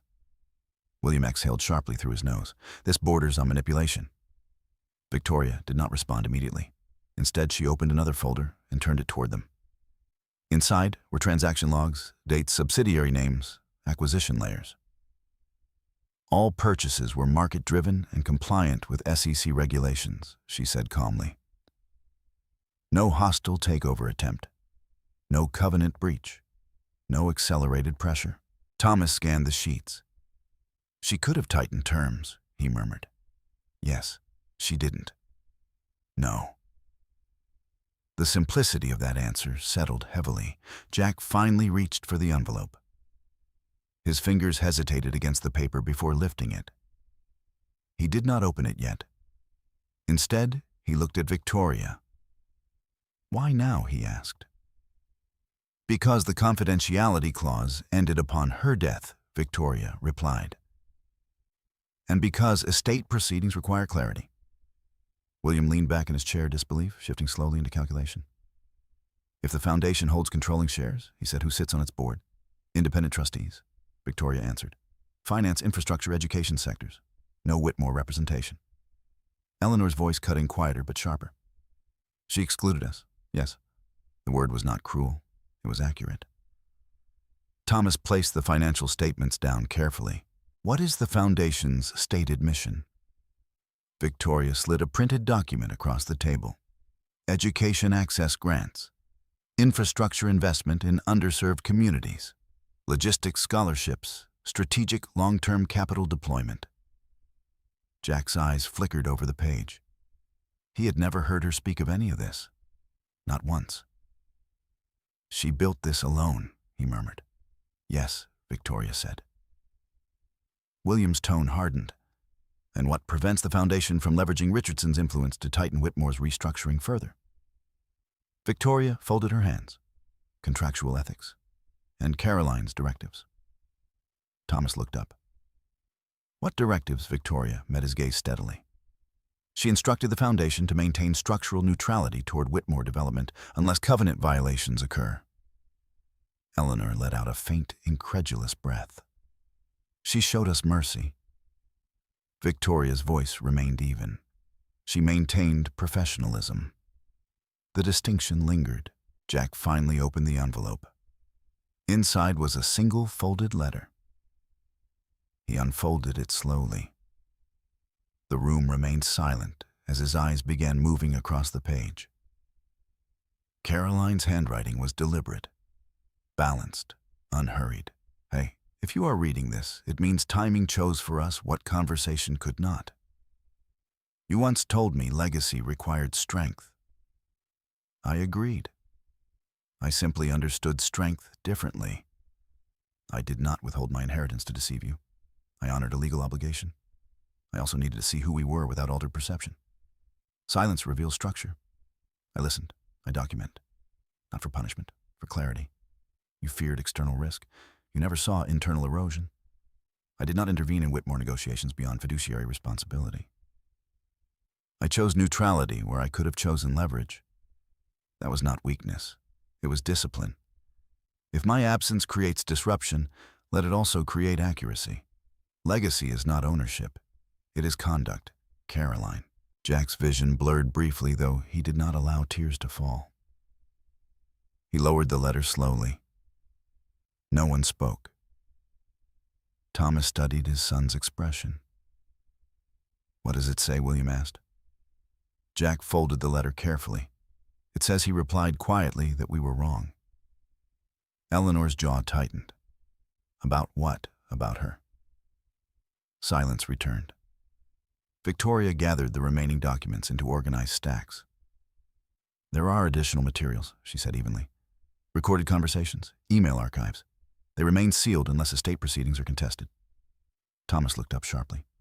You're threatening us. No, Victoria replied. I am informing you of conditions. William leaned forward again. You expect us to accept this without review. You are welcome to review every certified document here, Victoria said. They are copies. Originals are filed appropriately. Thomas's business instincts reasserted themselves slowly. If Richardson's foundation now holds majority control, he said we will require formal communication regarding governance expectations. You will receive it, Victoria replied. Within the week. And the market, William asked. Public disclosure. Mandatory filings will occur during estate processing, Victoria answered. However, there will be no press conference. Eleanor's voice lowered. She never wanted attention. Victoria regarded her briefly. No. Outside the window, late afternoon light shifted across the harbor water, gold sliding into gray. Inside the room, recalibration continued in silence. Jack stared down at the letter again. He replayed phrases in his mind. Silence reveals structure. You feared external risk. You never saw internal erosion. He thought of the hallway conversations, the post-nuptial discussions, the optics. He thought of the rooftop photograph he had never explained. And the leather notebook in her study. She recorded us, he said faintly. Yes, Victoria replied. For clarity, he repeated. Yes. Thomas stood slowly. We will not contest the estate, he said finally. William turned sharply. Dad. We will not, Thomas repeated, voice firm, not without cause. Eleanor's lips pressed into a thin line. Our reputation. Thomas interrupted quietly, is already dependent on refinancing compliance. The truth had shifted the hierarchy. Jack remained seated. He felt smaller, not financially, morally. Victoria closed her portfolio. Richardson Foundation representatives will coordinate next steps regarding governance, she said. Until then, Whitmore Development remains operational under current agreements. William exhaled heavily. So this is it? Victoria paused. For Caroline, yes. The finality of that sentence settled into the room more deeply than the financial revelations. For all their calculations, they had not anticipated losing her, not as an influence, as a person. Jack folded the letter once more and slipped it into his jacket pocket. He stood slowly. We're done here, he said quietly. No one objected. As they exited the conference room one by one, the harbor remained unchanged. Boats continued moving. Water continued reflecting light. Markets would open again tomorrow.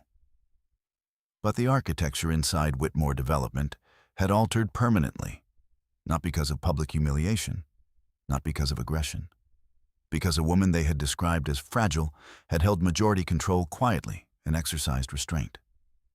Caroline Richardson Whitmore had died without spectacle. But she had left behind documentation.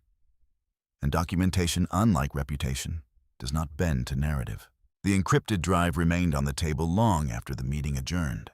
Thomas had been the last to leave the conference room, pausing at the door as if considering whether to take it. He did not. Victoria Langston did. 3 days later, Whitmore Development's internal legal counsel sent a formal notice, acknowledging receipt of estate documentation and confirming no immediate contest to the will. It was measured language, cautious, but it was not surrender. Behind closed doors in Weston, tension resurfaced. William paced across the long library rug, agitation unfiltered now. She infiltrated our capital structure, he said, and recorded private discussions. That's not neutrality. Thomas remained seated, reviewing Richardson's governance memo. It was legal, he replied. Legal isn't ethical, William snapped. Thomas looked up. And what would you call revisiting a post-nuptial agreement while privately discussing her health as optics? William fell silent. Across the room, Eleanor stood by the window, hands clasped behind her back. She misrepresented herself, she said quietly. Thomas turned toward her. She complied with the confidentiality law. She withheld power. Eleanor insisted. She withheld disclosure. Thomas corrected. There was a difference. Jack had not spoken much since the meeting in Greenwich. He had returned to Boston with Caroline's letter folded inside his coat. He had read it again that night in her study, seated at her desk. He had also opened the leather notebook fully for the first time. Every entry precise. Every quote dated. Cape Cod, Beacon Hill, Weston. Exact phrasing. Marriage complicates risk exposure. She doesn't understand scale. We need cohesion. He closed the notebook slowly. There had been no exaggeration, no interpretation, only transcription. On Friday afternoon, Victoria Langston scheduled a secure conference call with Whitmore Development's executive team. Thomas, William, and Jack attended from Weston. Victoria joined remotely from New York.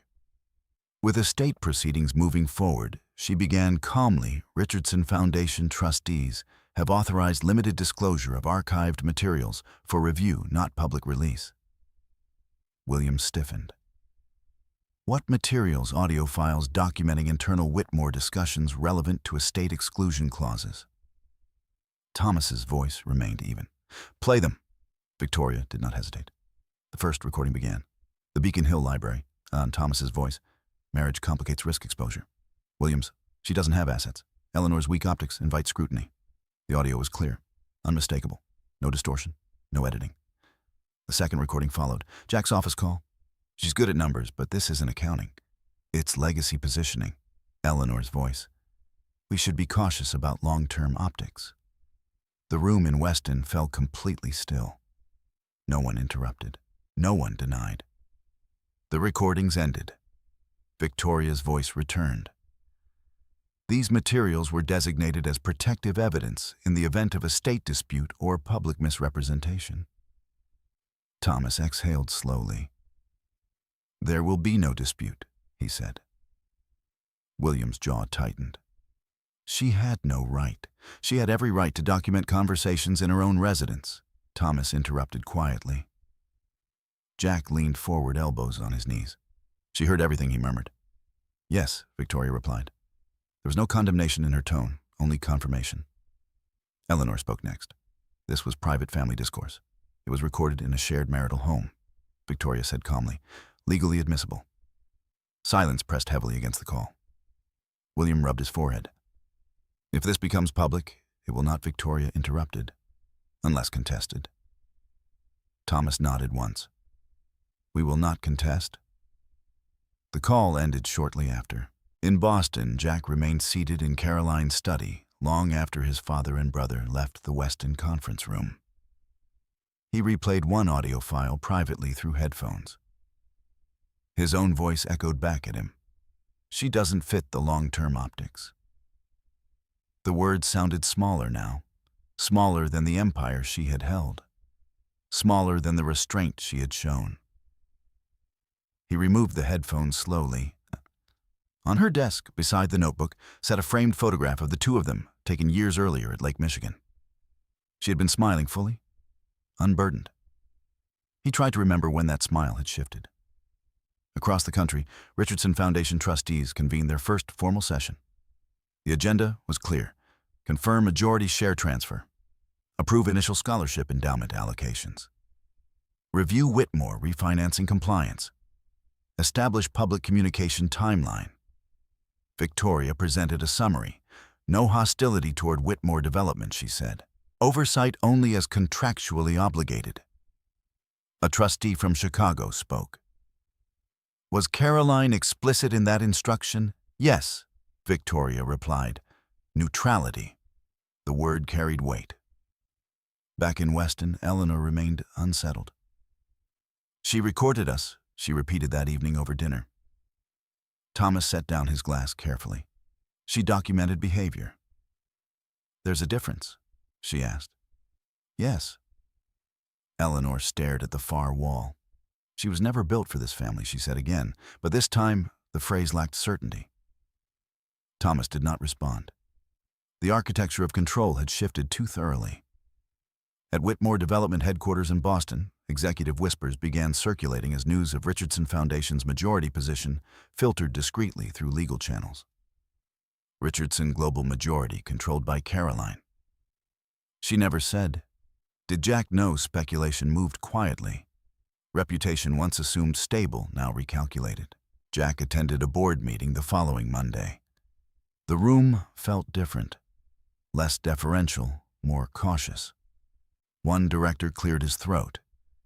Given Richardson's oversight authority under the new refinancing structure, we should prepare quarterly transparency briefings. Jack nodded. Yes, no resistance, no bravado, just adjustment. That evening, he returned to the condo and opened Caroline's letter once more. Legacy is not ownership, it is conduct. He read the line repeatedly. Conduct, not optics, not control, conduct. He closed his eyes. Outside, Boston Harbor moved steadily under fading light. Inside the Whitmore empire, the balance of power had shifted, not through courtroom spectacle, not through public disgrace, but through evidence. Caroline Richardson Whitmore had not spoken loudly in life. But in documentation, she had spoken clearly. And clarity once revealed does not retreat. The shift did not happen in headlines. It happened in meeting minutes. 2 weeks after the funeral, Whitmore Development's board convened in Boston under a revised agenda. The tone was different, less declarative, more procedural. At the head of the long walnut table sat Thomas Whitmore. To his right, William. To his left, Jack. A new face occupied the far end of the table, Daniel Reyes, senior governance representative appointed by the Richardson Foundation. He was not there to dominate. He was there to observe and to document. Thomas began the meeting with formal composure. As you are aware, he said evenly, recent refinancing agreements have introduced structured oversight provisions for minority stakeholders. We will comply fully. No one challenged the phrasing. Compliance had replaced control. Daniel Reyes spoke only once during the first hour. We request quarterly liquidity disclosures and advance notification of major capital shifts, he said calmly. William's jaw tightened, almost imperceptibly. That's already standard practice, he replied. Then transparency should be effortless, Daniel said. There was no hostility in his tone, just expectation. Jack remained mostly silent. His presence felt diminished, not stripped of title, but recalibrated. He no longer carried the easy confidence of assumed inheritance. Because inheritance, he now understood, had been something Caroline carried quietly. After the meeting adjourned, Thomas remained seated while the others filtered out. Daniel approached him privately. Richardson Foundation has no interest in dismantling Whitmore Development, Daniel said. But structural discipline will be enforced. Thomas nodded slowly.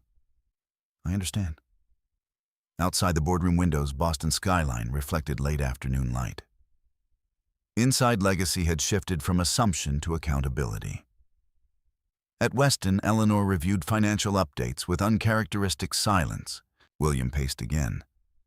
They're positioning for gradual influence, he muttered. One vote at a time. Thomas looked up from the report. They're positioning for stability. William stopped. You're accepting this too easily. Thomas folded the paper. I'm accepting reality. And reality is that we misjudged her. William snapped. Yes, Thomas said simply. The admission lingered longer than any accusation. Eleanor stood by the fireplace, her reflection faint in the glass. She excluded us, she said again, softer now. She protected herself, Thomas replied. There was no further argument, because there was no longer narrative control to defend. In New York, the Richardson Foundation held its first public press release, not an announcement of inheritance, but of initiative. A $25 million scholarship endowment for logistics and infrastructure studies in underserved communities. No mention of Whitmore. No mention of conflict. Only a statement attributed to the trustees of the Richardson Foundation legacy requires responsibility. The markets responded calmly. Richardson Global stock held steady. Whitmore Development shares stabilized modestly under revised covenant compliance. There was no crash, no spectacle, only adjustment. Jack returned to Caroline's study again that evening. He had begun spending time there nightly, not out of ritual, out of recalibration. Her desk remained orderly. Her notebook now rested in his hands more often than his own phone. He turned to the final entries. May 21st, foundation complete. Legal alignment secured. Negotiation phase stable. If departure becomes necessary, integrity will remain intact. He stared at the last sentence for a long time. Departure. She had written it clinically, prepared. Had she known, or had she simply understood probability better than he had? His phone buzzed. A message from William. Board restructuring vote scheduled Friday. Jack read it twice. Then typed back, understood. Friday arrived without ceremony. The board meeting was brief. Thomas had prepared the motion himself. In light of governance adjustments and to strengthen external confidence, he said evenly, "We will reassign operational leadership roles." William looked up sharply. "Dad." Effective immediately, Thomas continued. "I will resume interim executive oversight. William will maintain development portfolio leadership. Jack will transition to advisory strategy." The word advisory landed with precise finality. Not dismissal, reduction. Jack felt the shift physically like air leaving a sealed room. He nodded once. "No objection," he said quietly. The vote passed unanimously. No one mentioned Caroline's name. But her influence threaded through the decision. Richardson's oversight authority had not demanded this change. Whitmore Development had enacted it preemptively to signal discipline, to reassure markets, to demonstrate cohesion. Jack left the boardroom alone. In the hallway, Daniel Reyes caught up briefly. "This isn't punitive," Daniel said evenly. Jack gave a faint, humorless smile. "It's corrective." Daniel did not argue. That evening, Eleanor visited the Boston condo for the first time since the funeral. She stood awkwardly in the living room, gaze moving across familiar furniture, now carrying different weight. "She left everything in order," she observed quietly. "Yes," Jack replied. Eleanor stepped into the study slowly. She noticed the leather notebook on the desk. "Did you read it?" she asked. "Yes." And he looked at her. She wasn't fragile. Eleanor's composure faltered briefly. "No," she admitted. They stood in silence. For once, there was no refinement in her tone, only recognition. Weeks passed. Whitmore Development operated under tighter fiscal discipline. Richardson Foundation trustees approved infrastructure grants across 3 states. Caroline's name appeared only once in a public filing quietly legally as founding donor. No interviews, no tributes beyond the necessary. Jack visited Dayton once alone. He sat with Caroline's parents at their modest kitchen table. Her father poured coffee. Her mother asked softly, "Did she suffer?" "No," Jack answered truthfully. They did not ask about the inheritance. They already knew. Victoria had informed them privately. There was no triumph in the conversation, only gravity. By early summer, the markets had adjusted fully. Whitmore Development stock regained cautious stability. Richardson Global expanded another port corridor in Texas. The Richardson Foundation approved its second scholarship cycle. No public scandal, no courtroom battle, just documentation honored. One evening, Jack returned to the condo, opened Caroline's study window, and let the harbor air move through the room. He sat at her desk one final time. He placed her letter back inside the envelope. Then he opened the bottom drawer and found a smaller sealed folder he had not yet examined. Inside were printed confirmations of her final vote authorization at 9:42 a.m. the morning she died. He stared at the timestamp. She had acted until the last hour. Not to harm, not to humiliate, to stabilize. He closed the folder gently. Legacy, he now understood, was not about who spoke the loudest at a funeral. It was about who acted when no one was watching. Caroline Richardson Whitmore had never raised her voice. She had never confronted them publicly. She had never weaponized wealth.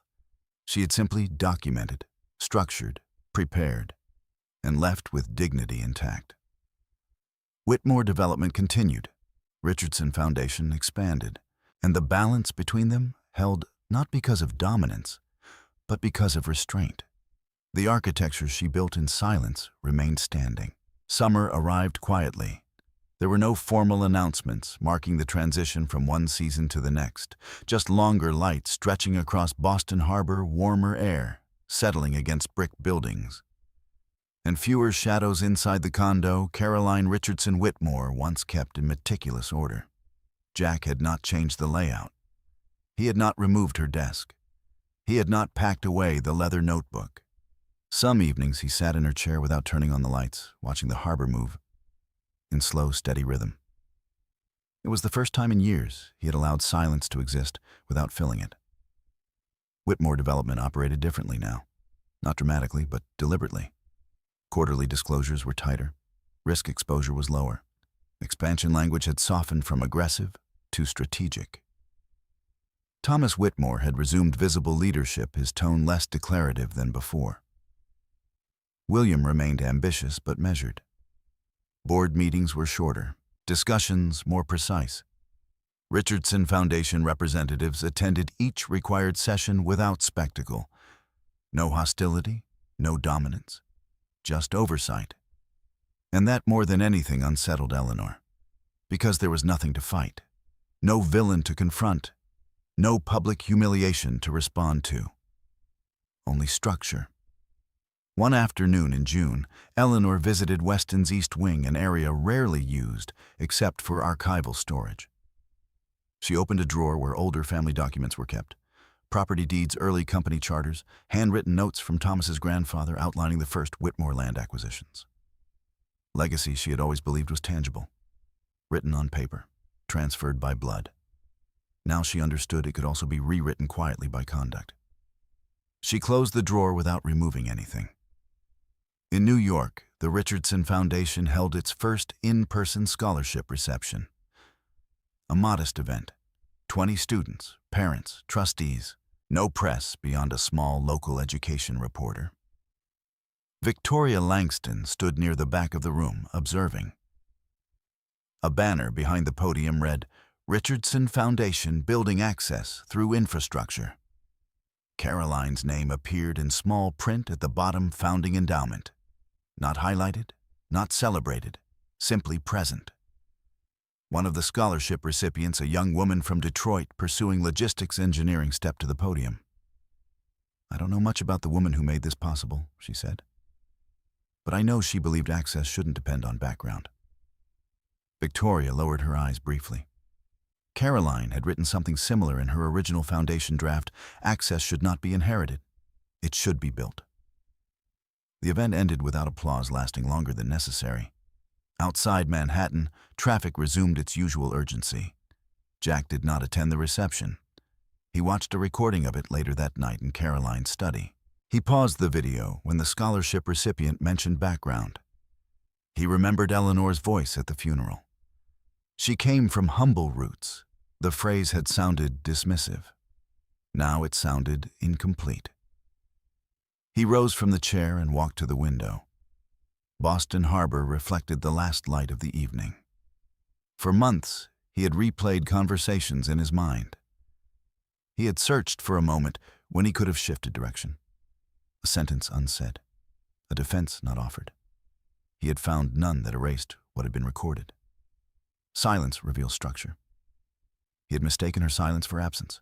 He had not understood. It was discipline.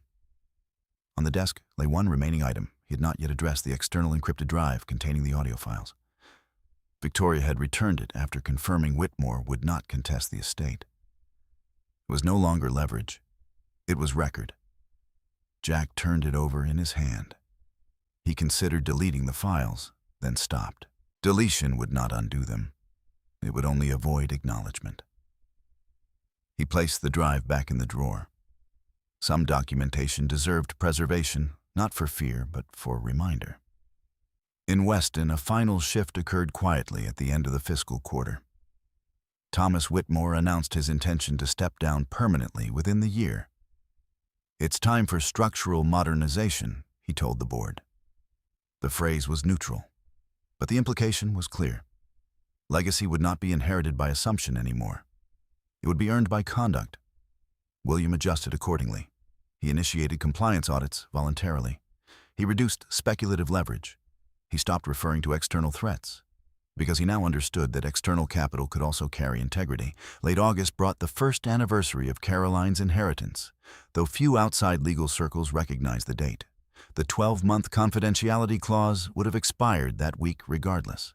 Had she lived, disclosure would have become public. But she had not waited for timing. Her death had accelerated truth. That evening, Jack drove alone to Greenwich. He parked near the stone church where her funeral had been held. The courtyard was empty. The stained glass windows glowed faintly from interior evening lights. He stood on the steps for a long time before entering. Inside the sanctuary was silent. No murmurs, no whispers, no Eleanor describing fragility, just stillness. He walked to the front pew and sat. There was no grave marker here. Caroline had been cremated per her written request. No permanent monument, no marble inscription, just documentation. He remembered the phrase Eleanor had spoken beside the casket. She was never built for this family. He understood now. She had not been built for performance. She had been built for structure, for clarity, for quiet endurance. He stood slowly and walked back toward the exit. As he stepped into the fading light, he did not feel absolution. He felt awareness. Awareness that power misread becomes vulnerability, that wealth without integrity collapses quietly. That silence, when chosen, is not weakness. It is control. The Richardson Foundation released its annual report in early September. Scholarship recipients increased. Infrastructure grants expanded into 3 additional states. Whitmore Development appeared once in the report, listed neutrally as a compliant partner under revised covenant oversight. No commentary, no mention of personal history, just structure. Eleanor read the report alone at Weston. She paused at Caroline's name in small print. There was no photograph, no tribute paragraph, just acknowledgement. She closed the report carefully. And for the first time since the funeral, she did not attempt to revise the narrative in her mind.